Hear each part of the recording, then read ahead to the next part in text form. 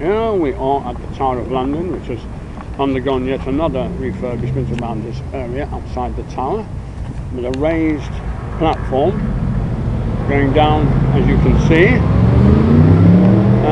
making it much easier than in past generations to get to the tower at the bottom.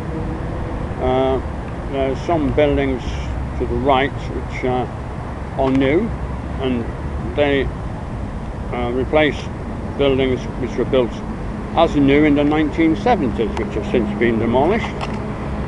It's certainly changed since the early 1960s, when I first came to London from my native Lancashire in northwest England, to be a young soldier, not in the Guards regiments of course, the 1st Battalion, the Green Howards, a Yorkshire regiment. But anyway, we'll walk down. It's around just after 7, so the tourists are not here yet,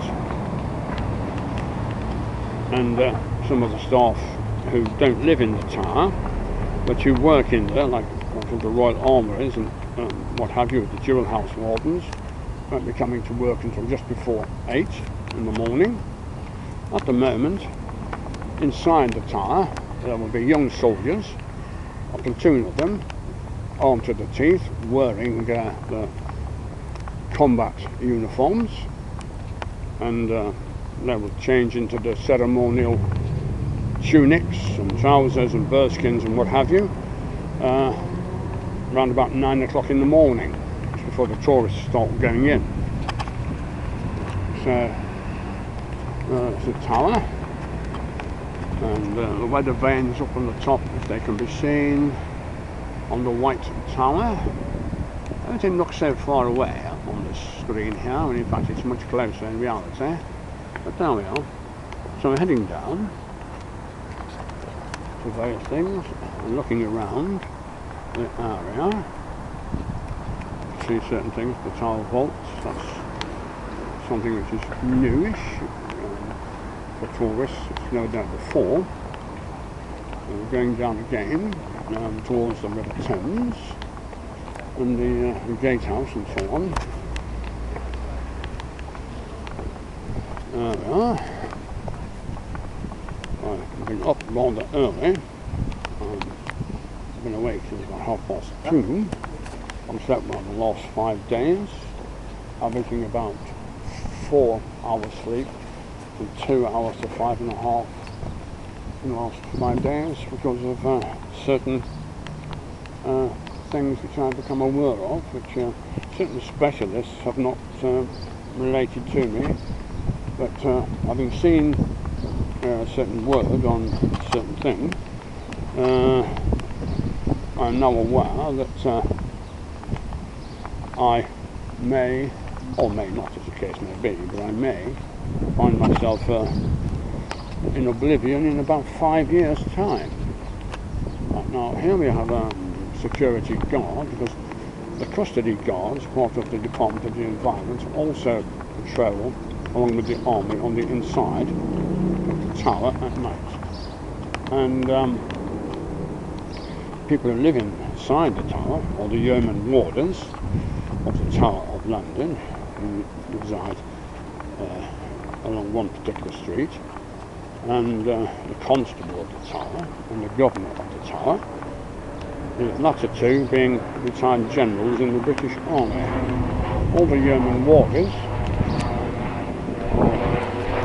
mostly former warrant officers who served 22 years or more in the Army, called Royal Marines, Royal Air Force, and Royal Navy.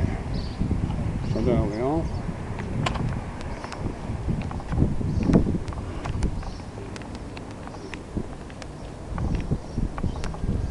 Going around, the gates are closed, blokes are on duty now, and the tourists will be around shortly. Luckily I've got some stuff to eat with me. All too expensive around here to eat. 3 times more than you find in a cafe is only half a mile or a mile away from here. But there we are. A that's that. Seeing all this now, and then of course here, if you can see it, Tower Bridge. Again, it looks a long way away, but in fact it's not. It's only about a quarter the distance that you see here. Even that girl just went past me. She's only about 20 yards, but it looks like 100. There we are. Across the river there, a new building for the Mayor of London and other odds and sods, replacing County Hall, which has been the traditional home of London government, apart from the borough governments, we're still at 32, with London's elected mayor. So the original Greater London Council buildings, about a mile further down the river, were sold off to Japanese. You've got aquariums there, you've got hotels, etc. But that's it. Right, let's go across and take some more pictures. There's people going off to work. People have been going off to work. It's been getting busier since about 5 AM.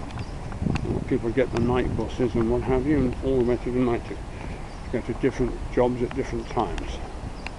Well, HMS Belfast, which is now, and has been since 1971, a floating museum, once free to enter.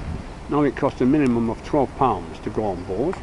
It's quite interesting, but it's too expensive now to go on board. Thankfully I've been on board about a dozen times in my life, so I know what's on there. It last saw service in 1968. It took part in battles in the Second World War, and it has been a museum, as I said earlier, since 1971. Right, now I'm looking down the riverside of Thames on this way, somewhere along that stretch there, somewhere, God knows where, would have been Balliol's Wharf, or whatever it was called. Incidentally, checking with City of London records and what have you, there's no records now from that period at all, thanks to the Deutsche Luftwaffe bombing certain buildings where the records had been kept. So a lot of them were destroyed. Well, enough for the time being.